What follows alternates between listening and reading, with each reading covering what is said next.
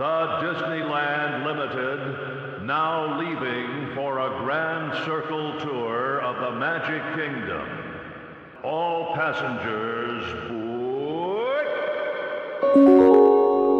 Star Tours announces the boarding of the Endor Express. All passengers, please prepare for immediate boarding. Please stand clear of the doors. Por favor, manténganse alejado de las puertas. To those guests who've just joined us, welcome. For those of you standing, please hold on to the handrails throughout our journey and stay clear of the door. Please keep your hands, arms, and legs inside the train and remain seated at all times. Now then, hang on to them hats and glasses, because this here's the wildest ride in the wilderness. I am Sam, the American Eagle, and I am proud to introduce the Grand Circle Tour podcast, a celebration of Disney parks, but mostly the American ones. I really like these guys. Welcome aboard the Grand Circle Tour podcast. I'm Caroline, and I'm so glad that you've joined us tonight. I am here with Dan. Hey, Dan. Hey, Caroline. How are you? I am great. I'm so happy to be here. I know. My favorite time of the week. I know. Seriously. And George, welcome. So good to see you. Yeah, it's good to see you too. How are you doing, Caroline? I'm doing great. One thing our listeners might not know is that we can actually see each other. While you can only hear us, we can see each other. So it's really nice and fun. Today we are going to talk about one of my favorite Disney products, and that is Disney Cruise Line. And I just recently got back from a 7-night sailing on the Disney Magic, and I had such a great time. I wanted to talk to you about it. And one of the fun things tonight is that Dan's never been on a Disney cruise, right, Dan? No, I have not. So I'm interested to hear all about it. Okay, and I'm interested to hear your questions. I'm sure they'll be very helpful to a lot of people. And George is quite the veteran. You all have been on 7? 6. 6. 6 still. That's fantastic. You're like in my range of 6. Yes. Well, let me give a little bit of background on me. I'm a travel agent with MEI in Mouseman Travel. So I've been on a lot of cruises. I'm platinum with Disney, and I've sailed on all of the ships. And I may be kind of a unique cruiser in that I don't know, maybe George, you might have an opinion on this. The destination does not matter to me that much. That is not important to me when I am choosing my itinerary. The cruise that I just went on, we left out in November out of Manhattan. It was a 7-night sailing, and our ports of call were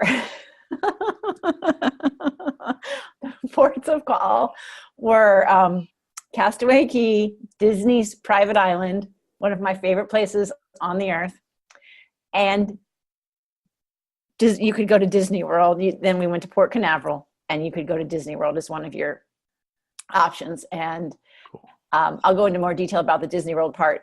But the rest of the time you were on the boat. So basically you were at sea the entire time. And then your 2 stops were all Disney. So right. To me, it was fantastic. It was my favorite itinerary I've ever been on. I have been on the Panama Canal cruise, and I did love that. So anyway, they're neck and neck. But I did love the thing that I loved was almost the entire cruise you were on the ship. You got to completely and thoroughly enjoy being on the ship.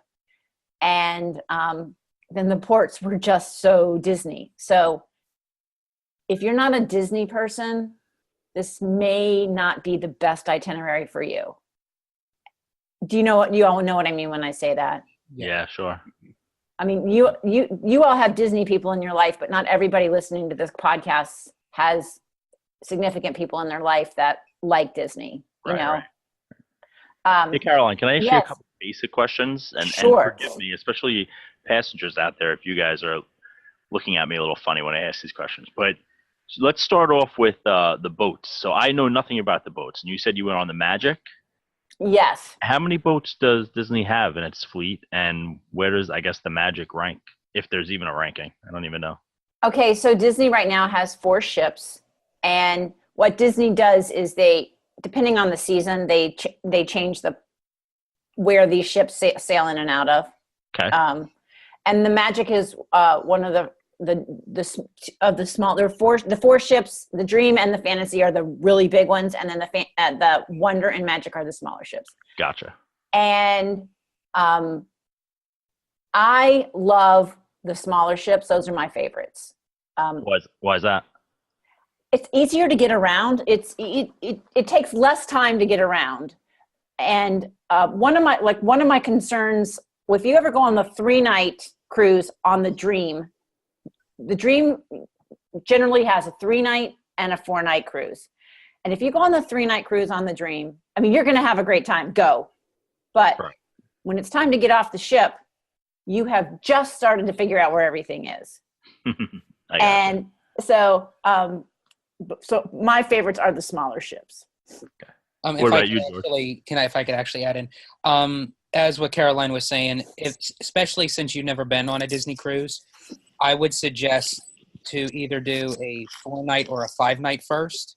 Mm-hmm. That way, a 3-night I think is too short to get adjusted to the ship of what they have to offer, where you're going.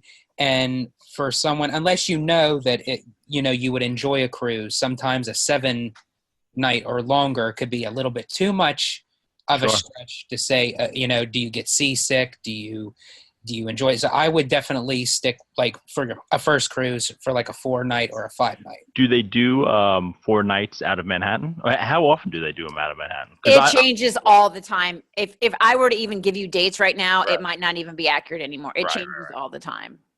And to add on to the ships, as Caroline said, there's 4 right now, but there's soon to be 7 altogether. One coming out in 2021, 22, and 23. Very cool. I mean, it seems for me, who I'm about 20 minutes outside of Manhattan, so it would seem to me that's pretty logical to take a trip out. Yes, definitely. You live 20 minutes out of Manhattan, you have to go because it's so. That was one of the great things about the cruise is getting to the ship. The terminal is so conveniently located, and that's one of the expenses with traveling is getting to the port. And if you're already there, you're not flying in it. You're not buying an airline ticket. You don't even have to spend a night in a hotel the night before. Right. So, oh my gosh, yes, you need to go. That's awesome. And your questions are great. They're fantastic. All right, I have one more too. Okay. And you mentioned it. I just jotted it down. So, what exactly is a platinum member? Oh, a platinum member is I'm not trying to brag. It just means I spend a lot of money on Disney Cruise Line. It's the most elite status level on Disney Cruise Line. Okay. So I get some perks like the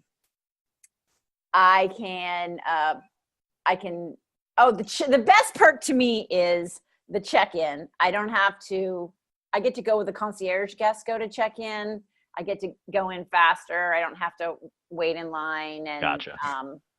So that's my favorite. You get one of the other perks is they give you a gift in your stateroom, and it's a nicer. It's like you can get champagne. It's the backpack plus something else, gotcha. And then you get a dinner at Palo. Oh, that's nice. Yeah. So I've heard of Palo. Palo is. Go awesome. ahead, George. Tell them about Palo. Palo is awesome. Have you ever done the one that I want to look forward to doing at Palo is also the brunch. Have you ever done the brunch? I have done the brunch. But Palo, the dinner is, and for the price that you put out, because it's a little bit extra. Palo and Remy, Remy is based off of a French cuisine and Palo is Italian. I believe Palo is, I don't know if the price changed, but at the time when we went on, it was $50 a person. I don't know if it changed. No, I thought it was 30 when I went on last time. Maybe. And Remy was 75. Remy 75. Yeah, Remy was 75. And when I went on Palo. Oh, I know why, because we also got a bottle of champagne. That's okay. And I think they're actually raising the price again, but it's don't quote me on that, and it's totally worth it. And so that brings me to on this cruise we went we went to Palo on the first night. So we were at sea a lot, which means there are more brunch opportunities available because they only have the brunch on days at sea. And we ended up going to Palo the first night. One tip I will give our passengers is do not freak out about getting Palo and Remy reservations. You don't need to set your alarm, X many days before your cruise so that you can get those Palo reservations. If you can't get a Palo reservation before you get on the ship, all you do is they have a table set up when you get on the ship and you can make your reservation then. So do not freak about getting Palo reservations. So we went the first night, and I'm not kidding you, there were like 2 other couples in the entire restaurant. Wow. Yeah, it was crazy because the other nights it's going to be packed. And then I could see the higher ranking crew also eat in there. So you could see them in their white uniforms over a few people having a nice dinner over to the side. And I asked them, and they just said it's pretty standard on the first night. I mean, it's completely open and available, but people just don't tend to do it. So, and the one thing I will tell you about eating at Palo on your first night is you still are hungry. You still want to eat food. And because by the 4th night or the 5th night, you have eaten a lot of food and your pants are tight and you just, it's just not as appealing. So my suggestion is eat at Palo or do the Palo brunch early in the cruise. And that way I feel like you enjoy it the most. Yeah, that makes sense. And reservations are generally wide open on the first night of the sailing. Okay, do y'all have any other questions about that? I have, kind of going back a little bit, I actually have a question. That my family and I had been on the Magic before, but we've done I think it was like a 4-night when the ship was already stationed in Florida at Port Canaveral. Now, as far as a 7-night goes, being that the Magic is a smaller ship, does it still offer a lot more activities and amenities with a longer cruise as like a 7-night? Oh, absolutely. You wouldn't even know. I mean, you wouldn't even know. It's just there are fewer people on there. All it really means is anytime there's a line, it's shorter. Getting on and off the boat, that line is shorter. It just means there's less people to deal with. The amenities and what's offered is amazing. So that does not. Go ahead. I'm sorry, and that actually goes into my second question. Is I've never been on a Disney cruise outside of Florida, like starting out. So in New York, is it a different process than going through Port Canaveral? No, it's the same process. Everybody, you need to have your passport. Everything is the same. This particular cruise the difference is the one in Port Canaveral, the terminal is only Disney. At this terminal, we were sharing that day. There was a Norwegian cruise line ship going out at the same time. So they were playing the music from Hairspray because they do musicals on the Norwegian line. So that was really cute and fun. But no, the process is exactly the same. Okay. So what do you usually do on your cruises, like when you go on? Like, what's your typical day-to-day?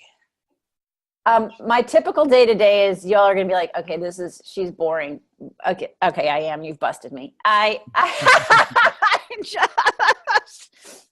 really love enjoying the ship. I love the adult area, and it's an area, if you've never been on a Disney cruise, it's where you have to be 18 and older to be there.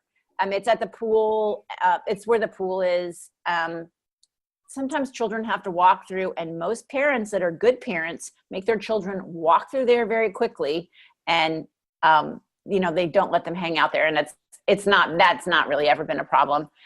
It's just a quiet area. There's the Cove coffee shop. The Cove also serves alcohol if you want to, and it's the kind of coffee that you have to buy. It's not the free stuff. But it's a quaint little coffee shop / bar. It's there. They're like some rattan furniture with big cushy cushions. And it's just quiet. Cushy cushions for yeah, for the Does she? Exactly. Well, let me tell you a funny story. So we've been on the cruise for a while. And so what we would do is we'd get up whenever and we would go and we'd eat at cabanas and then we would go do our act. Generally we were going to sit around and read is what we generally did most of the time. And sometimes if there was a character thing that we wanted to observe, we would stand up on the deck and watch down or, anyway, there was and remind me to talk about the app. Anyway, so we've been on the ship for several days and we're just in the zone. We've gotten it to where reading and doing nothing seems normal. And all of a sudden we hear really loud music and this woman saying, "Come on down," and we're like, what the heck is going on? This is the quiet area. Well, apparently, so we make friends with all the waiters when we're on the ship. And we're like, what's going on? And they said, well, apparently on some of the evaluations, they got a couple of complaints that there weren't pool activities for adults. And my friend turns to the guy and goes, well, if we wanted pool activities and games, we would go on Carnival. And I just thought it was the best thing ever because you can go do that on Carnival, but we don't want to do that on Disney because we want the quiet area to remain quiet. Anyway, it just changed the vibe completely. And you could tell the girl just had to get the activity done. She had to do it and then they left. But anyway, that was for anybody who's ever been to a quiet zone and been shocked that it got not quiet anyway. So if you want activities like pool games and kiss your seatmate and stuff like that, go on Carnival. So anyway. All right, so let me go and talk about the app. Is that okay, guys? Sure. Okay, so you can put the app on your phone and you can use Disney's internet for free on that. And it has all the activities that you can do that are available while you're there. So you can see everything that's going on and you can do as many of them or as little as possible. And also most of them are free, but excursions, that kind of thing is not free. You have to pay for that. And a few of the events, there's some cocktail making classes or some cooking classes, might be a little fee, but some are not. So anyway, you download the app and then you can see everything that's available. Also in the evening on your bed, you get what's called the Navigator. Basically it's the app printed out and you can peruse that as well. Do y'all have any questions about that? I'm pretty much good on that because we're pretty good with the Navigator and everything. But speaking of the Navigator, Dan, I actually have something to add on to that. Is that with you now having a new baby, that there is an activity called Jack Jack's Diaper Dash, where you can race Race the babies? Race the babies. So cute. It's so cute. That's pretty funny. Now he's got to be old enough to crawl, right? Because yes. mine's really new. Yes. Yeah. And if he stands up to walk, he is disqualified. That's funny. We always do make it down to watch that. That's so cute. Yeah, every time that we're on a cruise, we always look purposely just to go and watch because it's hilarious. It is. Are there many babies on these cruises? You would be shocked at how many babies are on these cruises. Because I'm thinking to myself, wow, maybe I can make one of these cruise happens, but there's no way with a newborn. No, you don't want to do it with a newborn. They have to be 6 months old. Yeah. Okay. Yeah. But yeah. I would definitely introduce him early, get him used to it. And especially since they're a baby, they have It's a Small World nursery. If ever, you want them to watch the baby while, you have to pay for that though. Yeah, it's a little bit extra. Okay. And then Connor can go into the Oceaneers lab in the Oceaneers Club. Yeah. Or I could just leave the kids at home. Absolutely. Or you could do that too. We've done that several times. So Dan, back to your question about are there a lot of babies?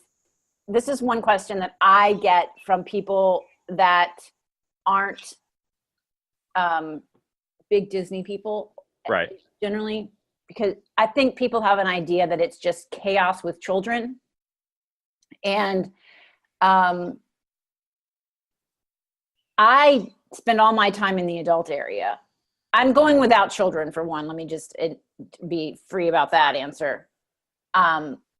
And I don't get on that ship and think, oh my gosh, I got to get away from these kids. It doesn't feel like that at all to me. Okay. I mean, even when I'm all over the ship, so you can go without children. You can go without being a Disney file. I think a lot of people think you have to be told.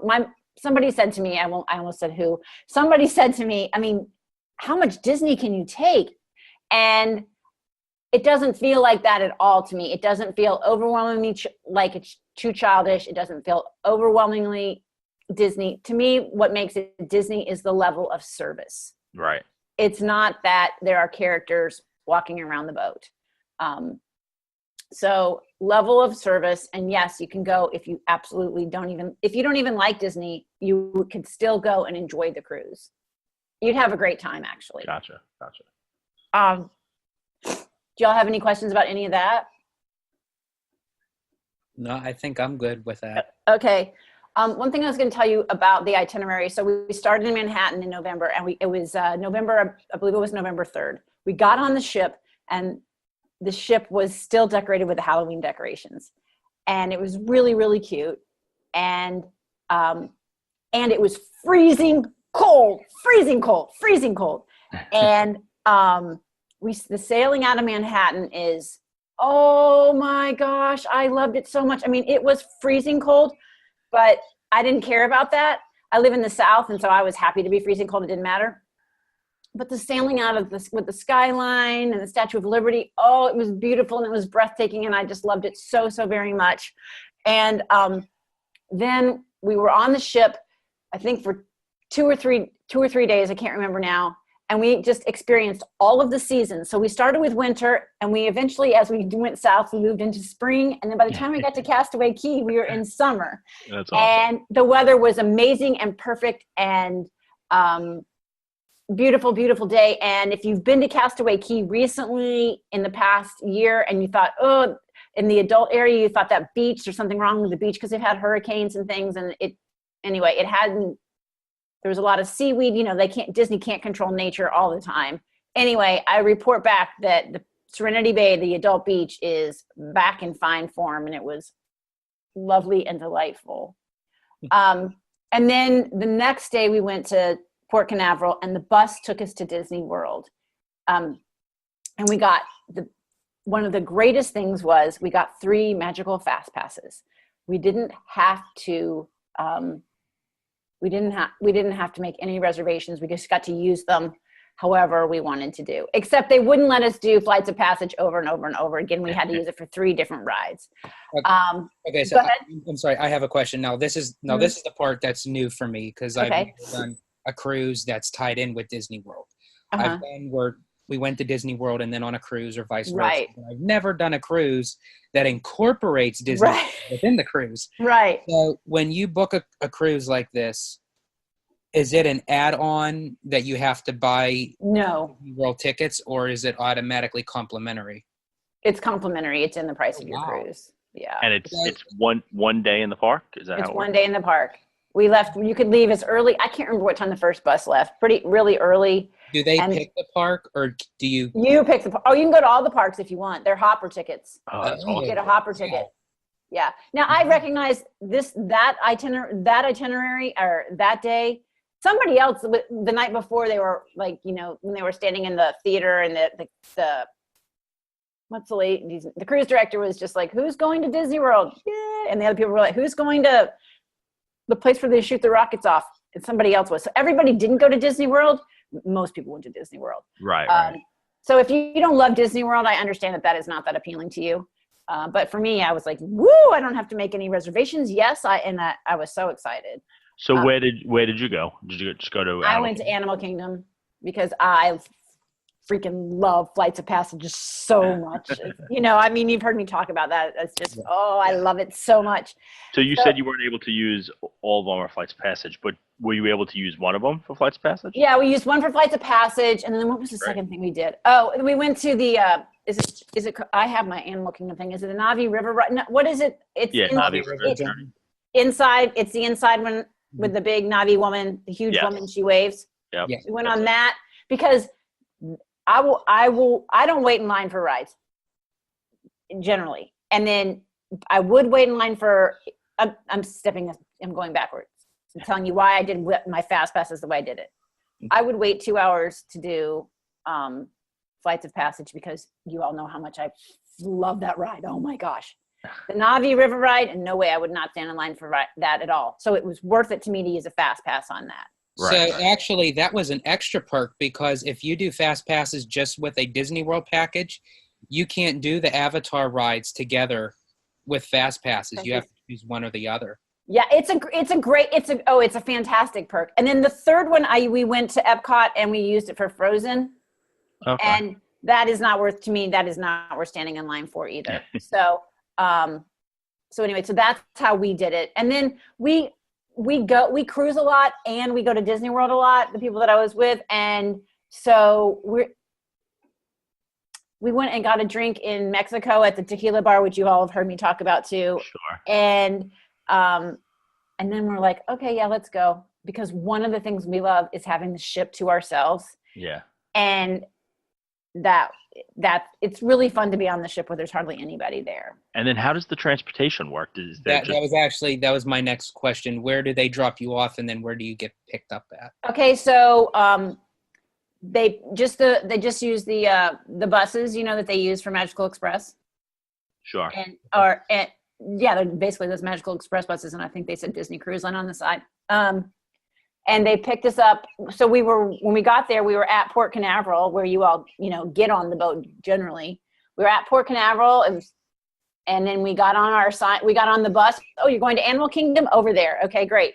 And they took us to Animal Kingdom, and then when we left from Epcot, so there was a bus right out there.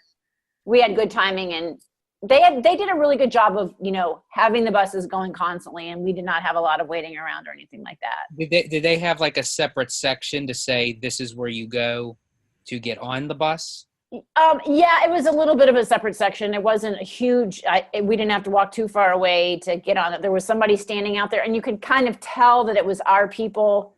I don't know if they had a sign or if somebody had a different vest on or anything. I think it said maybe in the window. It was not hard to navigate at all. And then they gave us a bottle of water on the way back. So it was really, really easy. It was the most seamless, easy day of Disney. And some people, they stayed, and I understand if you live far away and you don't get to Disney World a lot, I understand how you would want to be there from bell to bell. And right. I'm sure a lot of people did that, but that's not what I had to do. So what time did the ship arrive to Port Canaveral? And then the second question is, what time did it leave? Okay, so we usually get there in the middle of the night. Right. And we were by the time we woke up at 7, we were already there. Right. And I can't remember exactly what time people could start getting off. I think by 8:30 or 9 was the last time that the transportation was taking you to the park. Yep. And then it was very late when people got on at the end. I can't remember, but it was a very, very wide window of time so that you could completely enjoy the parks. And if you wanted to go to all the parks in one day, if you had that in you, you could completely have accomplished that. Wow. So, do y'all have any more questions about that part of it?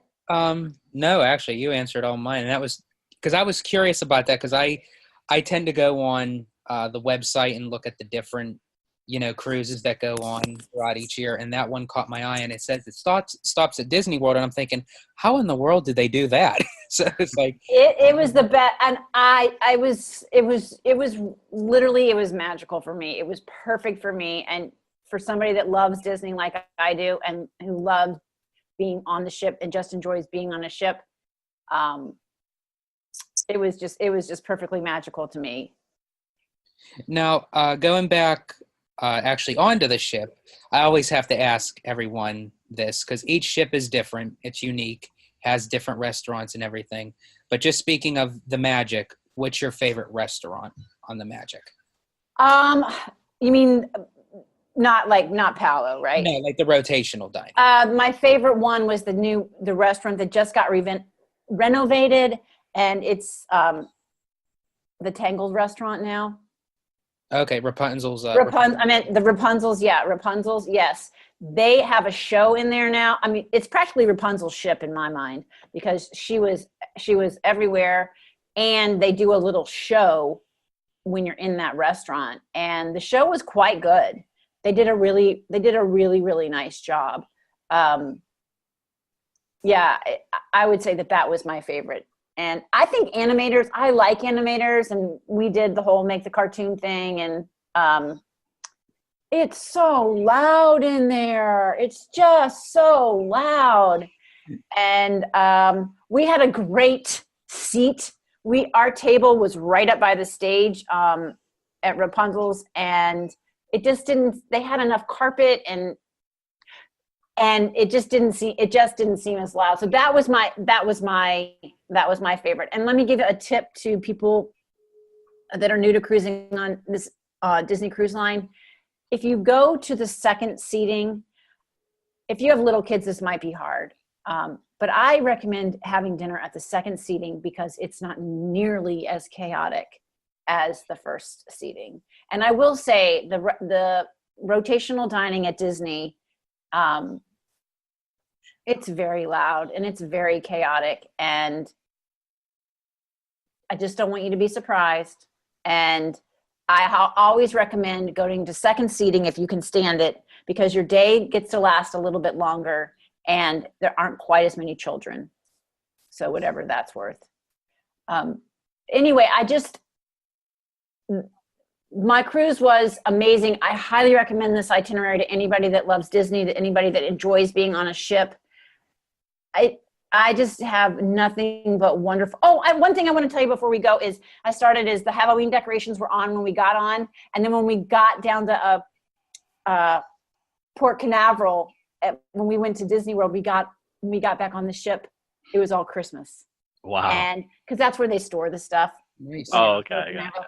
But it was as if fairies had been there all day. They were still working when we got back because we got back pretty early, but it was so magical and it was so lovely. I put some pictures up on my Facebook page if anybody wants to see them. So I'm on Facebook as Caroline Koller, Koller. Anyway, so that was a real magical part of it for me. So they were able to switch all the decorations in one day? All the decorations, yes. Wow, that's amazing. A herd of people. Yeah, I mean, I didn't see them. I didn't see the herd all at one time, but you could tell, like, we said the ship got there really early. By the time we were up going to get breakfast, there were already people that you could tell work in Florida that were on the ship decorating taking things in and out. And then when we walked off the ship, we could see like part of the huge tree that was in the lobby. You could see it off to the side. I don't know. It was really cool because I love background. So if you love the inside stuff on Disney, then you'll find that fascinating too. Yeah. Have you ever sailed out of Manhattan before? I never had. No. Oh, okay. I'd sailed out of San Diego, and I've sailed out of Port Canaveral mostly. And when I did Panama Canal, we sailed out of San Diego, but all my other times it had been out of Port Canaveral, and then Manhattan was my first time. And I loved the proximity to the pier, to the city. So it was fantastic. Did you go a few days early into Manhattan? This is another tip. I always go in a day prior, because if anything were to happen, if you were to have weather or whatever, things that are out of your control and you're late, that cruise ship is not going to wait for you. It's going to be bye-bye. So I always go in a day before. So I got in on Friday night, and I met my friend, and we went and saw a Broadway show, which was heaven for me. What'd you say? I don't remember what we saw. It was fantastic, but I don't remember what it was.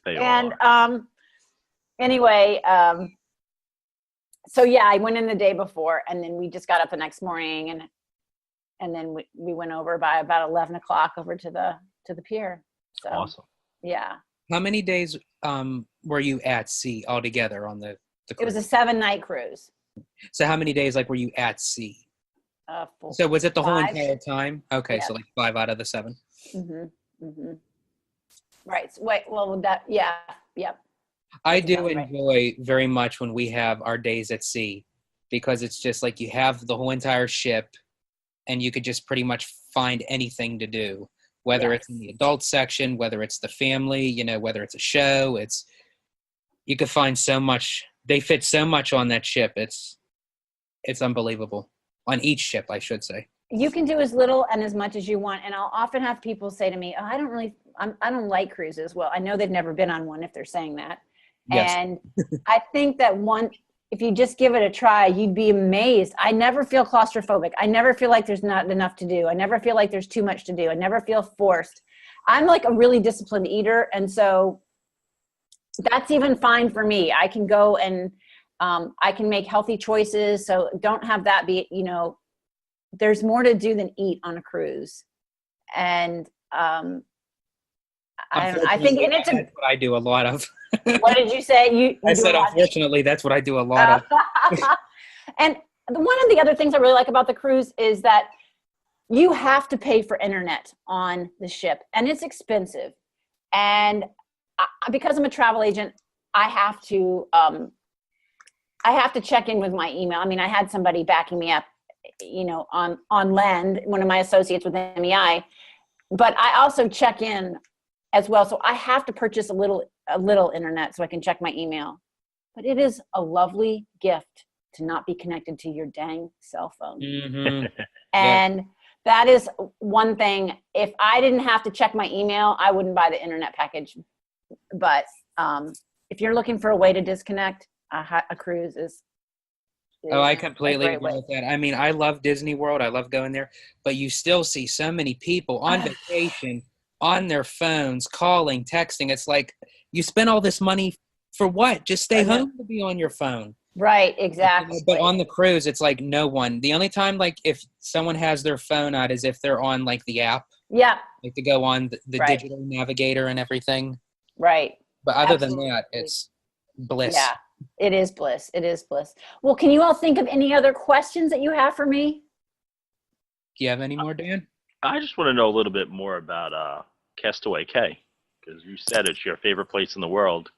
Oh, yes. It's one of them. Yes, it's like right there at the top. Okay, so you know how Disney, one of my impressions of Disney World or Disneyland is that it's very clean. Sure. And it's like, if you've ever been to the Caribbean, and have you ever guys been to the Caribbean? Sure. All parts of the Caribbean, I love the Caribbean. Love the Caribbean. But all parts, you know, are not resorts, just like all parts of the United States are not resorts. You know what I'm saying?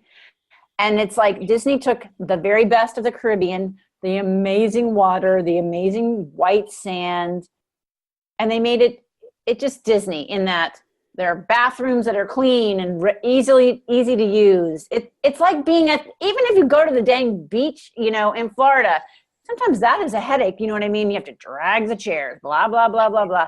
No, there's none of that. You get to go to the beach, and they have all these activities and these water slides and bars and great places to get food. It's the easiest, most magical way to be in the Caribbean. Was that awesome. It all descriptive? Did you do Castaway Cay first or Disney first? Do you remember what day was? We went to Castaway Cay first. Okay. That was our first day. Yeah. So you can even go to the family beach and have a fantastic time. It's the Caribbean and making it easy to get around because they've done everything for you. You don't have to take a lounge chair, you know, or a towel or any, you know, you bring your sunscreen and your hat and have a good time. And everything else. I take it you went to Serenity Bay. Yeah, I went to Serenity Bay. Yes. And my friend had been there not too long ago. And I'd mentioned before the beach wasn't because of the sand. I needed to bring more sand, less sand. I don't know. There were some issues. There were no issues last time. We had the best time. I got in the water. It was November. The water was great. I loved it. And we did Serenity Bay like the place to be? If you're an adult, it's the place to be. Gotcha. You have to be 18 to be there. No crowds, very quiet, just very quiet. Your own thing. Yeah, but you know, we were saying we could go to the family beach too. We were concerned that about the condition of the actual beach because of the hurricanes and everything, because she had been there prior, and so we were fully expecting to go over to the family area but we didn't end up needing to because it was everything was fine over there. But I love it. Oh, and they also, if you're a runner, they have a 5K that you can do in the morning over there. So that's really fun. But I used to run. I've done it. Check. Moving on. Not doing that anymore. Anyway, yeah. So, do you guys have any other questions? It sounds like you sold me on a cruise here, because as we're chit-chatting, I'm on my laptop looking up cruises out of Manhattan. Oh, well, good. Well, you just let me know and I'll be happy to book that for you. Yeah, sure, of course. The only thing that I don't see, just if there's any New York listeners out there, looks like all of them are in either the fall or the spring. Yeah. It doesn't seem like there's any New York summer trips. No. It's very limited. They'll take Right. those boats and they'll probably take it to do Alaska in the summer and maybe down to Texas. Go out of there some too. So yeah, it changes all the time. But like it was definitely a fall winter itinerary. Yeah. And there's a couple other locations here going out of Manhattan too. You don't only have to do that location, but there's you can go up to Maine, right, down to the and Bahamas, Canada, Puerto Rico, Antigua, St. John's. Yeah, pretty cool. Yeah, absolutely. So if you love Disney and you love being on a cruise ship, I highly recommend that itinerary that I went on. And a lot of people, say, how, because they're so used to going to the parks, Disney World, Disneyland, they say, I mean, how could it still involve Disney? It's literally Disney on the water. Like but yet it's different from going to the parks. Yes. It's like you go at your own pace. There's nothing timed. You don't have to scramble of, oh, I got to make this reservation. Oh, I got fast passes for this. It's just relaxation.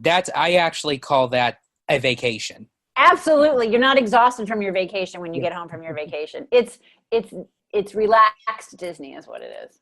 Yes. Sounds awesome. Do y'all have any other questions? Trying to think if there was anything else. Did you see any of the Broadway shows? I don't know if they changed them on the show. I've seen all the shows, so we didn't go to any of the shows. They didn't add anything new differently? Not since the last time I had cruised. I'd seen them, so I didn't go. And I love shows, so if you like shows, definitely go. We were just slackers, that's all.